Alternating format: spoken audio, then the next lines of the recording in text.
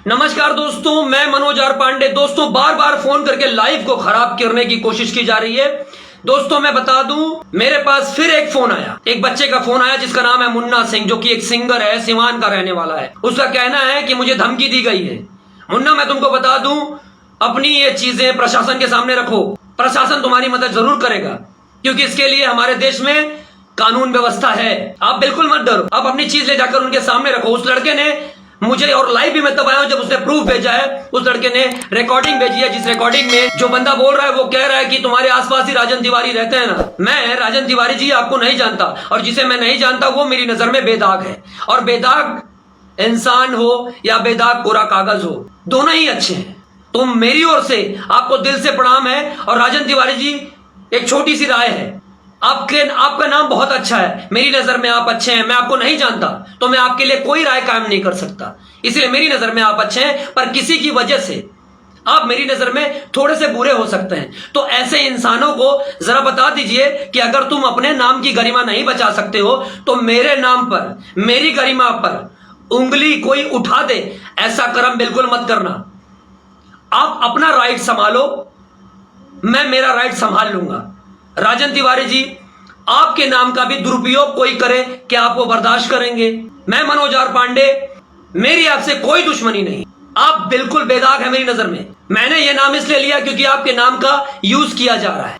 तो आप, अगर ये वीडियो मेरा आपके पास जाता है तो आप खुद इस पर एक्शन लीजिए कि आप अपना नाम इस्तेमाल। सवार हुआ है ना, ये अभी तक प्रशासन के चपेट में नहीं आए, तो ये लोगों को धमकाने में लगे हैं। इनको लग रहा है पूरी दुनिया मेरी मुट्ठी में हो गई है। जिस दिन प्रशासन का डंडा इनके पीछे पड़ेगा ना, ये अपने आप सुधर जाएंगे। और इन छोटे छोटे बच्चों को क्यों परेशान करते हो यार?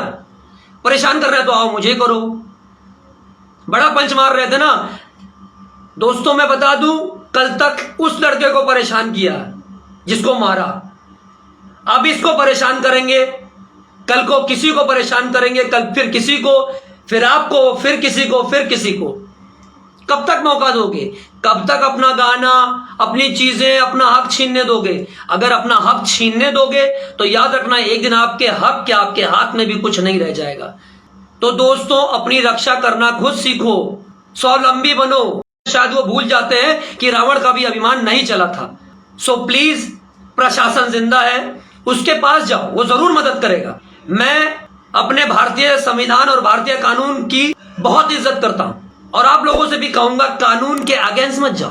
कानून व्यवस्था आपके लिए है, वो आपकी मदद करेगी मतलब करेगी। अगर आपको कोई कुछ कहता है तुरंत जाकर कंप्लेंट कर। दोस्तों, ये जिस लड़के से मैंने पूछा आखिर तुमको ऐसा कहा क्यों गया, तो इस लड़के ने कहा, भैया मैंने एक गाना गा दिया था, छपरा के छाका।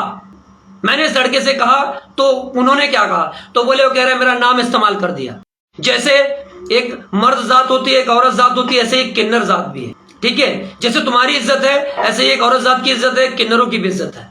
ठीक है, तो कहीं ना कहीं अगर तुम्हारे शब्दों से उनको चोट पहुंचेगी तो वो तुम पर एक्शन उठा सकते हैं। पर ये जो भाई साहब कह रहे हैं मेरा नाम यूज किया, भाई साहब अब आपका नाम छक्का भी पड़ गया है क्या? है, आपको क्या प्रॉब्लम है? और इसके लिए आप धमका रहे हो उसको। बड़े बड़े इस लाइव में यह भी कहा गया है कि इंडस्ट्री में बहुत से लोग हैं, चलता कौन है? सिर्फ 3 ही तो चलते हैं। अब मैं बता दूं, रिकॉर्डिंग सुनना, उसमें 3 नाम है। ठीक है, 2 नाम जो है ना, XY, ये तो X पहला नाम भी इसमें खुद ही ले रहा है बंदा, दूसरा नाम ले रहा है किसका? पवन और दिनेश का। क्यों? ताकि किसी बहाने पवन दिनेश की ऑडियंस तो खींच के इनको बचा ले, इनकी गलतियां उसी बहाने छुप जाए। पर अहंकार उसमें भी दिख रहा है। भाई साहब, गलत करते हो ना तो कान पकड़ के माफी मांगो, ये चौड़े मत बनो, क्योंकि जिस दिन कानून के फेरे में आ जाओगे लपेट जाओगे। मैं बार बार कह रहा हूं, सुबह का भूला घर आ जाएगा तो भूला नहीं कहेंगे। कहते हैं श्रद्धा और सबूरी, यहां श्रद्धा भी है, जहां श्रद्धा भी है और सबूरी भी है। मेरी मां कहती है, हारिए ना हिम्मत, बिसारिए ना राम। मैं हिम्मत भी नहीं हारता और राम को भी नहीं बिसारता हूं।